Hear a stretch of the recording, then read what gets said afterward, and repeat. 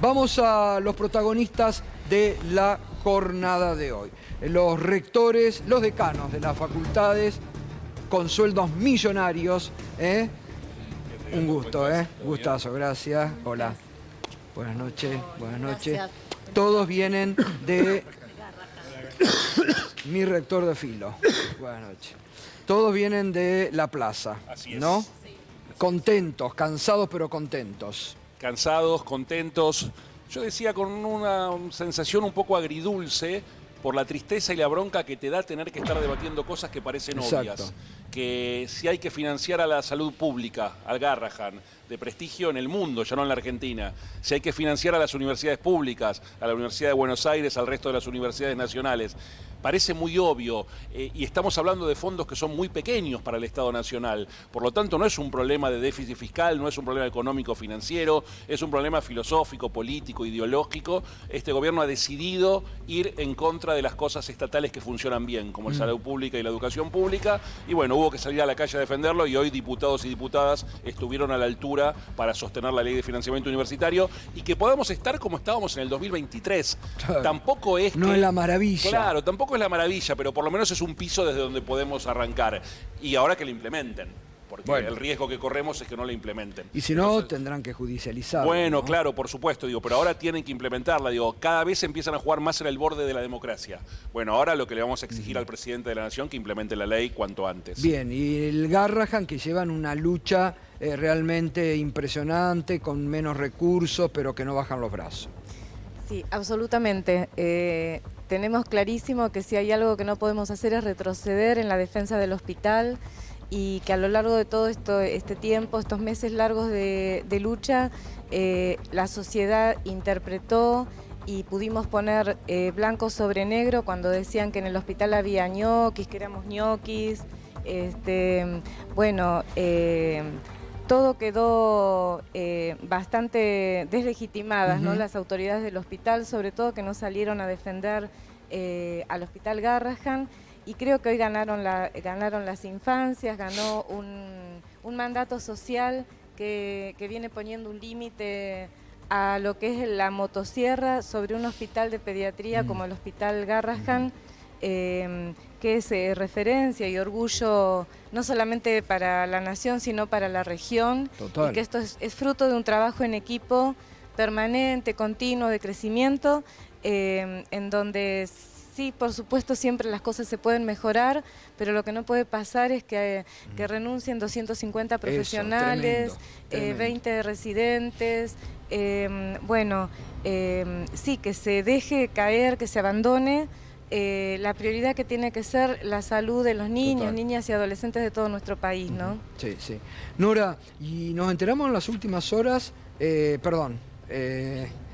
Miriam, nos enteramos en las últimas horas que, por boca de la diputada Tolosa Paz, que tienen 40.000 millones en plazos fijos. Mira, es así, te explico un poco, porque, a ver, a nosotros las autoridades, nosotros siempre le estamos pidiendo que por favor nos digan en qué se gastan las partidas, cómo se gasta el presupuesto, cuánto es, y no tenemos respuesta. El año pasado, cuando el Consejo de Administración nos dio ese bono de 500.000 pesos que corresponde a los recursos genuinos, o sea que esa es nuestra autarquía, porque es plata que se recibe de distintas prestaciones y históricamente se reparte en bonos hacia el personal. Interviene el ministro de Salud, Mario Lugones, y obviamente en línea con el Gobierno Nacional destituye a ese Consejo de Administración y ahí se termina nuestra autarquía.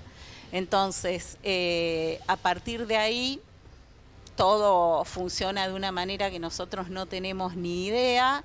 Se habla de esa plata, el hospital históricamente tiene un fondo de inversión, no es una cosa nueva. De ese fondo de inversión solamente puede haber 2 presupuestos, es decir, la rentabilidad que le da. Y eso se utiliza en situaciones de, no sé, que haya una catástrofe hospitalaria. Lo que se cree, y yo no lo puedo confirmar porque no estoy en eso, es que hay más de 2 presupuestos en ese fondo de inversión. Grave. Esa es la historia, Claro. es grave. Y Grave. nosotros no somos una institución financiera, Claro. somos una institución de salud.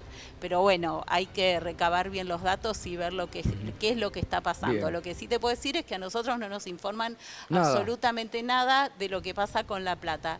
Y cuando pasó esto de la autarquía, también nos pidieron que empecemos a recortar, a mejorar Claro. las prestaciones, a mejorar los servicios tercerizados. Pasó una cosa con las drogas oncológicas, que es que en vez de pedirla a los bancos, al Banco de la Nación, corregime Pedro,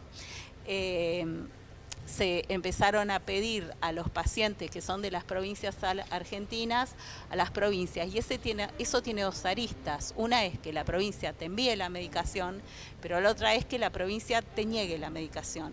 Si la provincia niega la medicación, esa negativa tiene que llegar y nosotros después tenemos que hacer más trámites para que esa medicación venga por el Banco de Droga de la Nación. Entonces hay una pérdida de tiempo con todo eso. Entonces asumo o creo o creemos que de ahí es la plata que dicen que se recaudó, ese superávit del 450, no sé, por ciento por ahí. Pero de toda esta plata que dicen que se recaudó y de todo esto, nosotros no sabemos nada. No está en el bolsillo de nadie. De nadie. No está en el bolsillo de ustedes y no está en insumos del hospital, No, ni en que es lo peor, ni en no está en infraestructura. nada.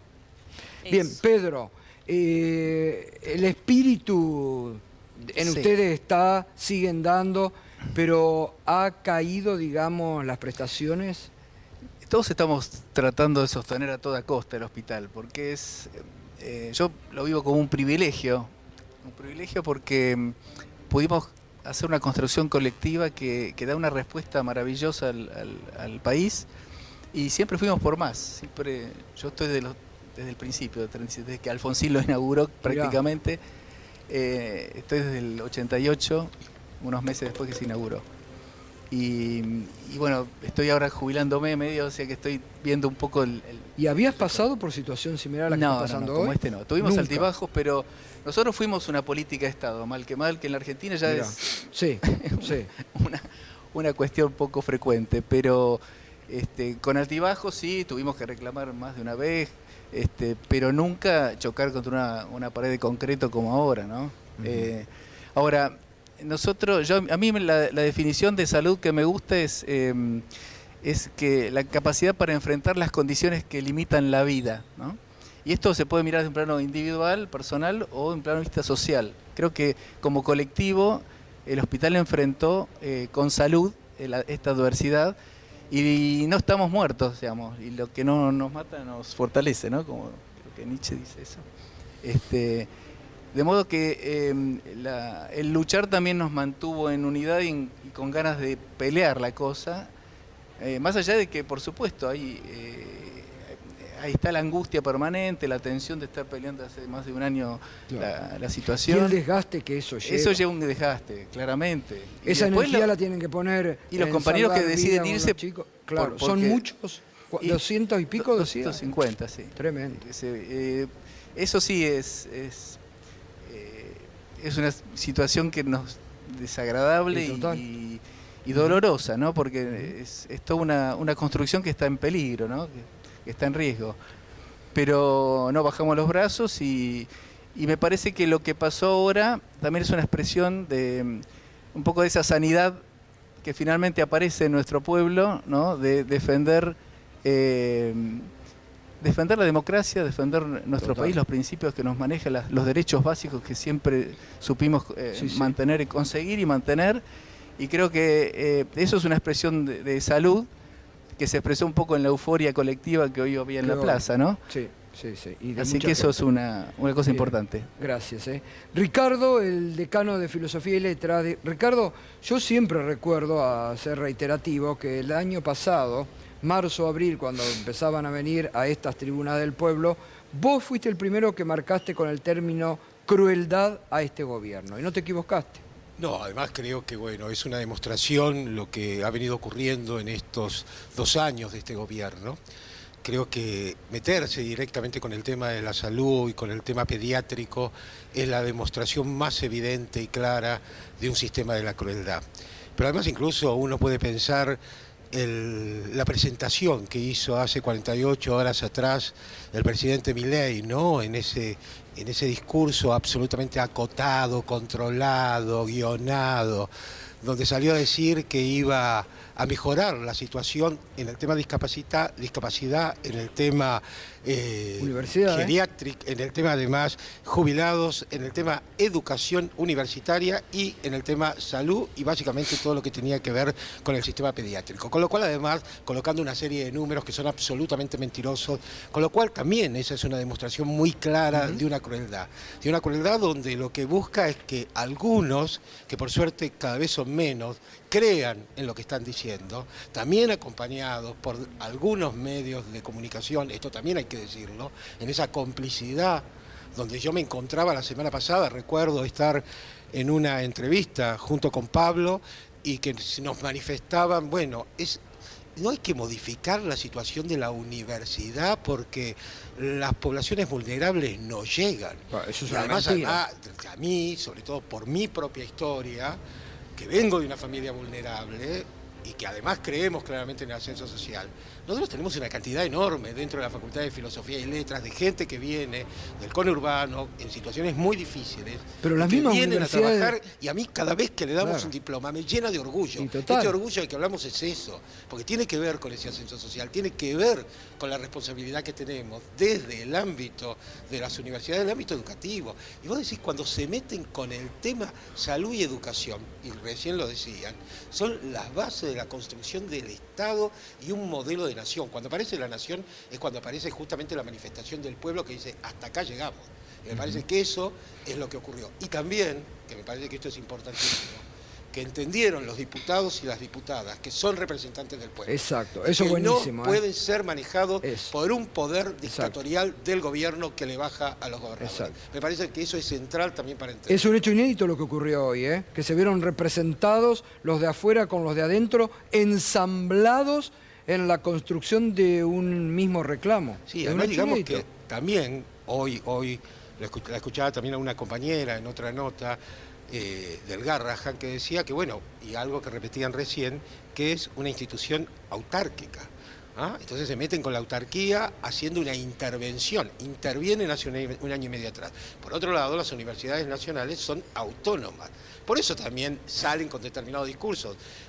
Milei estuvo diciendo en Paraguay, volvió con el tema de las auditorías, como si no quedara claro que las auditorías la organiza y las plantea la Auditoría General de la Nación, no las IGEN, y que en este momento están auditando, porque siguen diciendo lo mismo. En este momento hay 3 facultades, en el caso de la UBA, que están siendo auditadas. El año que viene serán otras 3, a lo mejor nos toca la propia Facultad de Filosofía y Letras. Y que vengan a auditarnos, que vengan. Porque además también lo que buscaron es generar miedo. Lo que pasó este fin de semana por parte del subsecretario de Políticas Universitarias, diciendo vamos a ver quiénes dieron la autorización en relación a colocar en los campus de las distintas facultades el tema de no al veto en un día de paro. Y además hay que decirlo, uno también es docente y está representado por un gremio, entonces estamos, y fue una decisión institucional. Así que, como yo lo dije el sábado, que vengan, que me persigan, pero yo no tengo miedo, y tampoco tenemos miedo, creo, todos los que estuvimos hoy en la plaza, y no tiene miedo el pueblo argentino. Muy bien, Ricardo. Pablo, ¿cómo ven? Bueno, ustedes son, por ejemplo, farmacia y bioquímica, ¿no?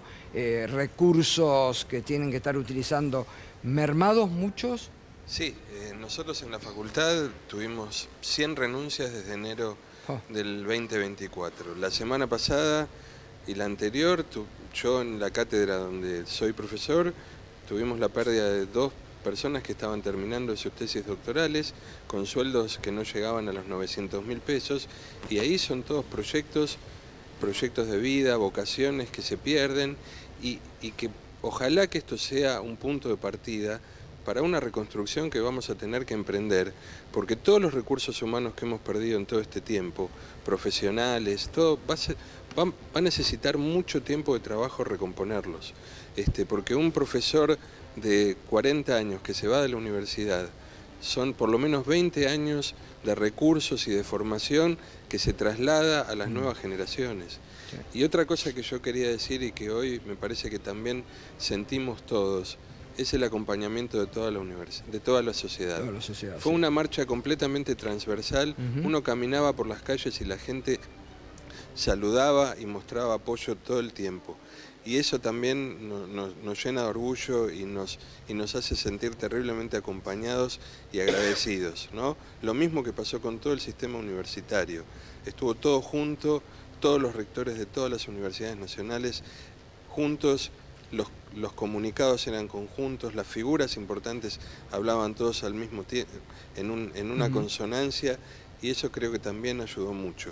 Que es muy importante, lograr ámbitos de unidad, los que se lograron hoy, salud, educación, como decía Ricardo, los pilares fundamentales de toda república, de todo Estado.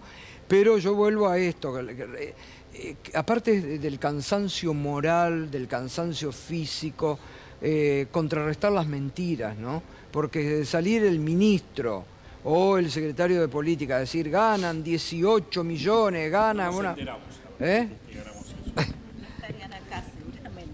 Menos en la salud. Digo, sí, no nos enteramos que ganamos eso ni de casualidad. Vos dijiste hoy que tenías que laburar más de 18 meses, más o menos. Algo así en lo que es mi plus salarial como decano. El subsecretario de Políticas Universitarias presentó una denuncia judicial contra el rector de la universidad por incumplimiento de deberes de funcionario público, por lo que decía Ricardo recién, porque hicimos una campaña de no al veto el viernes pasado. Es una provocación permanente, sí. Lo mismo que el Ministerio de Capital Humano. Y además lo que yo decía hoy en algún otro medio, digo, nos corren con la meritocracia. El subsecretario de Políticas Universitarias hizo militancia política en la UBA, jamás aprobó una materia. ¿Cómo? Eso, jamás aprobó una materia en la Universidad de Buenos Aires. Digo, y es el subsecretario de Políticas Universitarias del país. ¿Qué título tiene? Fue a una universidad privada y estudió después en una universidad privada, pero hizo ¿En la universidad pública? Hizo militancia política. Hizo militancia política. Efectivamente. No, lo que ahora combate. Claro, efectivamente. Digo, el vocero presidencial estudió en la Universidad Nacional de La Plata durante 10 años, no pasó más que 2 años. Según apareció ahí un informe de su historial académico, macroeconomía la dio 5 veces. 5 veces. Nos corren por el lado de la meritocracia. Mi ley de profesor. Digo, nos corren por el lado de la meritocracia, nos dicen que hay que tomar exámenes para ingresar al Estado. ¿Qué examen dio Adorni y la gente que llevó para ser parte de su cuerpo de la vocería presidencial, que parece que está bastante poblada, ¿no? Entonces digo, y después nos hablan de las auditorías. Vamos a auditar los viajes del presidente al exterior, vamos a auditar lo que pasó con Libra, vamos a auditar los audios de Españolo. Vamos, por favor. Exacto, se burlan de la sociedad, ¿no? Se burlan. Y lo mismo, bueno, pasa con la salud. A ustedes que la luchan todos los días, todas estas cuestiones que dice Pablo, les debe también dar, ¿no? Sí, quedan sumamente, en este momento están sumamente deslegitimadas las autoridades, porque no se puede mentir tanto, empezando por, bueno, Adorni, el ministro Lugones, pero las propias autoridades, me refiero a la dirección y médica y al Consejo de Administración, que primero, bueno, fue, por ejemplo, Pérez, uno de los consejeros a la legislatura porteña, y no había leído la ley de emergencia en salud pediátrica, no sabía cuál era el sueldo de una enfermera en el hospital. Y hoy, hablando con el director médico, preguntándole nosotros qué pensaban hacer, porque ahora que sabemos que hay plata, porque hasta ayer no sabíamos, pero ahora que sabemos que están todos esos fondos, las y los trabajadores exigimos que ese dinero que corresponde esté en el bolsillo de los trabajadores y las trabajadoras, que mañana mismo dispongan ese dinero, porque es un escándalo, es muy grave. Totalmente. Lo que ese informe, ¿no? que informó en la Comisión de Salud ayer la diputada Tolosa Paz, y que lo tenemos todos en nuestras manos y es de público conocimiento, y está todo ese dinero. Mientras nosotros estábamos diciendo, o sea, dejaron ir 250 profesionales de la salud cuando podrían haber puesto algo de ese dinero para paliar la situación de muchos de nosotros. Total. Que no llegamos a fin de mes, ¿no? Total. Entonces, bueno, les quiero agradecer, acompañarlos como lo hemos hecho siempre. Ricardo, quiero, si querés, cerrar un poco sintetizando y lo que decía Pablo, que cuestionan que se debatan las universidades, pero en las universidades públicas también hay que fortalecer los debates, ¿no? Se va a eso a una universidad pública también, acá hay ¿no? una situación que es concreta que justamente lo que importa son las pluralidad de voces, generar argumentación. Este gobierno no tiene tampoco capacidad de argumentar. Eso es el discurso crítico. Hay una responsabilidad que tenemos de poder plantear un discurso crítico que también está en la base del pensamiento científico. Digo, esto es fundamental tenerlo en cuenta, ¿no? Y yo quisiera también señalar algo, ya que se hablaba de las situaciones de corrupción. Pensemos, además, cuando hablaban tanto el tema de las castas, hablemos de las familias. Cuando uno dice, bueno, la familia Menem, la familia Milei, la familia Adorni, y empecemos a hablar de las familias. Y donde ahí, en ese sistema, que por el otro lado, el valor que tienen las familias y que ellos le dan a la familia, también sobre todo un modelo de familia muy conservadora, pero donde ahí está también esa base del sistema corrupto. Entonces me parece que también hay que empezar a revisar estas familias que nos gobiernan. Totalmente. Gracias, muchas gracias, gracias por la fuerza que le ponen, gracias por la unidad y bueno, seguimos acompañando en todo lo que sea desde este programa. Por favor, un gustazo. Nos estás acompañando con el hashtag